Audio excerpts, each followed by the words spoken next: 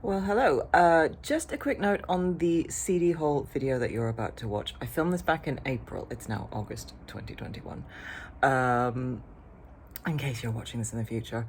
I filmed it in April. It was an early attempt at rebooting my channel, which I have now finally done.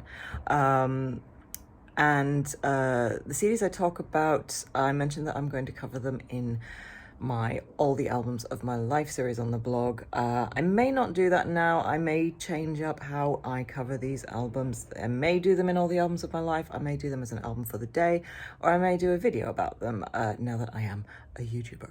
But with that in mind, let's get on to the CD haul. Hello and welcome to my channel. This is Scruffy Storms. Hang on a sec, I am just going to mute my computer. Hello and welcome to my channel. This is Scruffy Storms. I'm still getting the hang of recording videos again, but let's just roll with it. Today I wanted to talk about all the CDs I have bought so far this year, sort of CD haul thing. All the CDs I bought this year so far have been back catalogue CDs. I haven't bought any new albums. I plan to when I can get out to the shops again and do a proper sort of troll through actual CD store, although there's not that many in London anymore. But I have been buying a lot online, on eBay, on Music Magpie and places like that, because I decided that I was going to start expanding the remit of my blog to not just be about gigs, but write about songs and albums as well. All the songs of my life, all the albums of my life you may have seen I've already written about. Actually, it's my album number 1. And I'm going to carry on and write about many more. It's taken me a while. It's difficult to put into words exactly what an album means to you, but I'm working on it. And this is a plan I had, like, I was going to put it into action last year, and I just couldn't figure out how to approach writing about all the albums that have been important to me. Do I choose all my favorite artists and go through their back catalogue one by one? Do I do all the albums in order of when they came into my life? Do I just pick and choose the most important albums? Do I go randomly through different albums? When I started buying back catalogue CDs, it happened like this. I opened up my diary to my diary that I kept in between latter half of 95 and first half of 96, because I was looking for what I'd written about Take That splitting up to write about my to transcribe from my blog post about Take That's reunion show, which is on my blog now. But I opened up my diary a few months before, and I'd written a review of Outside by David Bowie, which came out in 95, and I thought, hey, I could start my All the Albums of My Life series with this. I could just do it in random order and start with this because I've got something in my diary. So I thought, okay, I need to get myself a copy of Outside, because what I do want to do is have a physical copy of all the albums that I'm writing about. So I went on to I think I went onto eBay and found Outside. Trying to avoid the glare. Okay, I found Outside. There's just going to be glare, isn't there? I found that from Music Magpie on eBay, and they had a deal. The deal on eBay from Music Magpie is not the best deal, but it's a deal, which is buy one get one for 5% off. It's there's been better deals. There's better deals on their website, certainly. But the more expensive CDs, because this was a few quid, you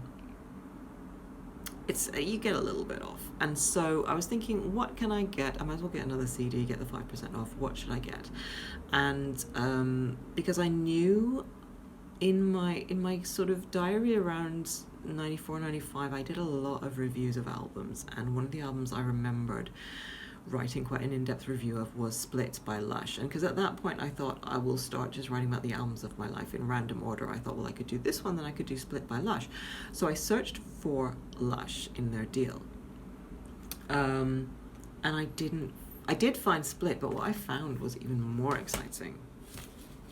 The Digipack of Spooky. I had the Digipack originally, the Digipack edition of Spooky.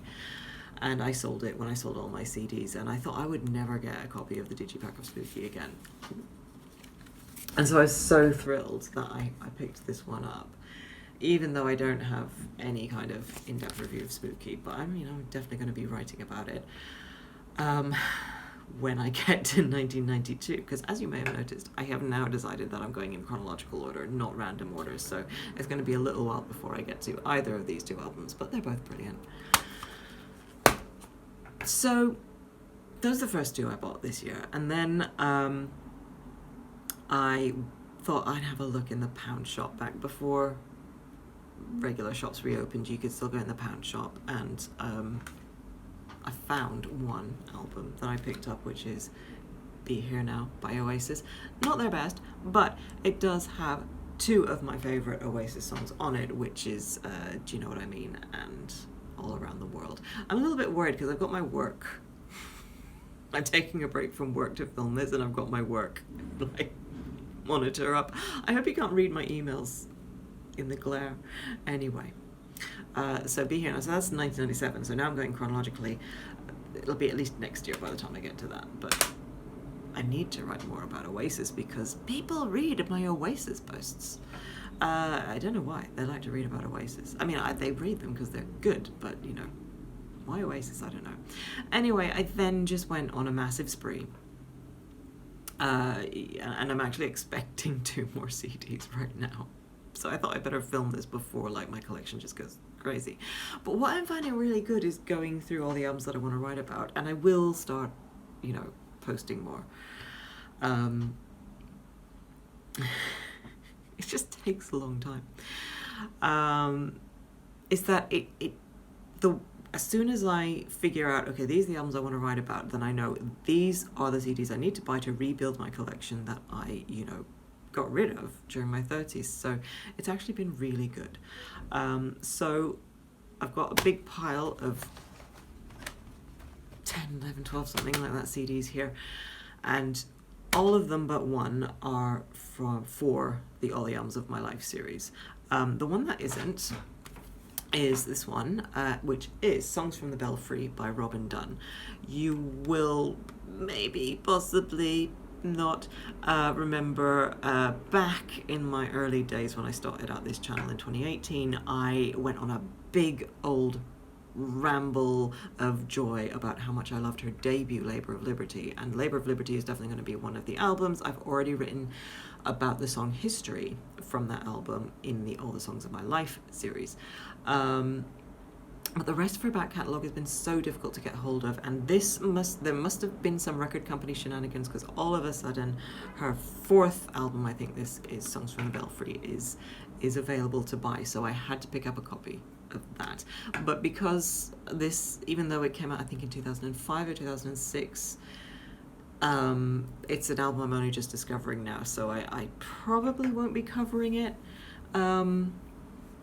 I mean, God, who knows? By the time I get to 2005 and 2006 in the series, I might be 90, so let's not worry about that now. But all the other albums are albums that I listened to throughout my teens and have been important in my life, and I'm going to be writing about them in all the albums of my life. So I'm going to go through them now in chronological order. Please, of course, by the Pet Shop Boys. I've already written about Actually, which is actually their 2nd album, but is the first album of theirs I listened to. So Please will be album 2, because that's the 2nd album that I listened to as a music fan. And you'll be shocked to learn that Introspective will be number 3, because that was my beginning as a music fan. I listened to Actually, and then I got the rest of the Pet Shop Boys back catalogue as it was then, because this was 1988. So that's the beginning of my journey as a music fan. Then we get into Bowie, and there's going to be some Bowie back catalogue albums, which I haven't. Some I've got on the way. Currently from Music Magpie. This is like a big old ad for Music Magpie. Sponsor me, Music Magpie. I could do that, you know. But anyway, this is one that I have managed to pick up. Tin Machine. I am looking forward to writing about this album because it's an experience.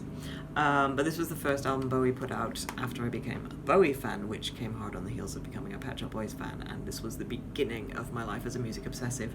So this is going to be album number probably 7 or 8, something like that. We'll see. And then we get into artists that are not Pet Shop Boys or Bowie. I was branching out. I have already written about Baby I Don't Care by Transvision Vamp, and I of course will write about Velveteen, the classic album that they put out in 1989. Apparently it was being sold for £13.49 at one point. I think I got this for like a 2 for £3 deal on Music Magpie. But obviously it's worth loads, but people just don't pay for music anymore.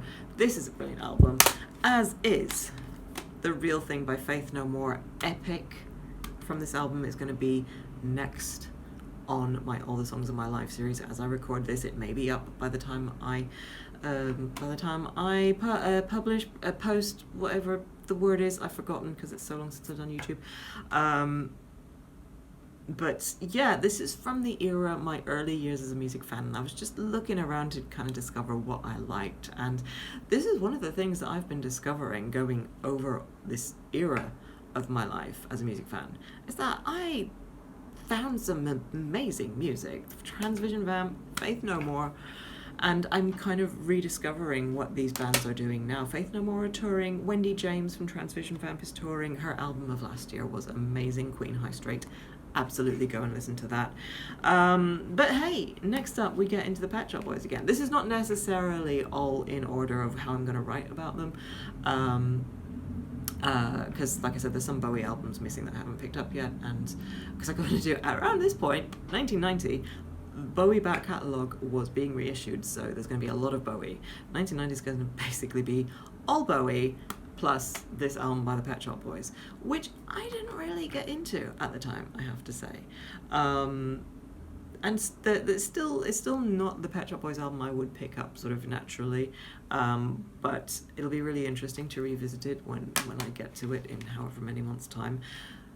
1991, we have Jesus Jones, and I'm going to see them live for the first time this year. This is what's so brilliant, is that I'm rediscovering all the bands that I kind of like experimented with being a fan of before I kind of really figured out that, you know, who I am is like, I love the indie scene of the,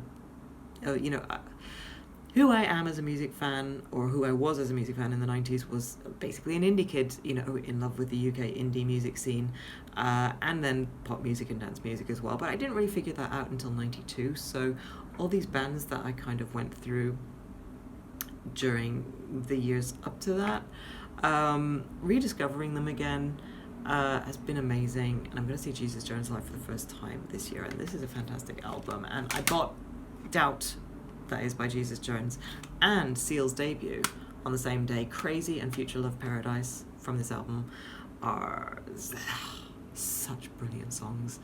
I'm going to be writing about both of those in All the Songs of My Life. And yeah, and I listened to this album, I loved it. Oh, my monitor's just gone off, so suddenly my lighting is gone. But, oh, why have I still got glare? Oh, because it's the phone. I'm learning. Okay, now I've got ads. Like, it's my screensaver. Anyway, I haven't paid attention to Seal, apart from this album, which came out in 91. So I definitely want to rediscover Seal and maybe see him live as well when gigs resume. And then we skip forward because, like I said, I've just been picking up the albums that I could pick up in deals on Music Magpie. So we skip forward a couple of years to 93. I adore this era of Blur. I was a sort of casual Blur fan for their first album. I did buy it, like I got it secondhand for cheap. in '92, but this album was when I became like a proper Blur fan, and I love For Tomorrow. For Tomorrow is one of, when I talk about all the songs of my life, For Tomorrow is one of the absolute pinnacle songs of my life. And it's from this album, of course, so that's gonna be amazing to revisit. And we're still on Blur because Parklife is in there as well, which I don't love quite as much as Modern Life is Rubbish, but there are some, like, this was just a magical time for music. 1994 and 97, I think, were the two best years of the 90s for music. But yeah, Parklife. And 94 again. Oh my god, this album, Music for the Jilted Generation by Prodigy. What an album. This is where I sort of became a Prodigy fan. And yeah, I've written a bit about the Prodigy already. I've written about Blur on my blog, obviously, and the Prodigy in terms of gigs, but I haven't really written about their back catalogue yet, so I'm really looking forward to getting stuck into it. It's just, at the moment, at the beginning, it's all Pet Shop Boys and all Bowie, and it's like, I gotta get my head around writing about these two, like, my most important artists. What on earth can I say? Is my hair looking kind of weird? It's just a weird lighting effect from behind. Anyway, here I am talking about music on the YouTube again, and I'm gonna stay. So tell me about what you think of these albums. Have you bought any? Oh god. I need to rethink this using my laptop monitor as my lighting, because is there, I wonder if there's like a YouTube video I could just bring up that's just like functions as a ring light or something. Could that work? I mean, whatever I do, I'm just going to get the glare from my glasses, aren't I?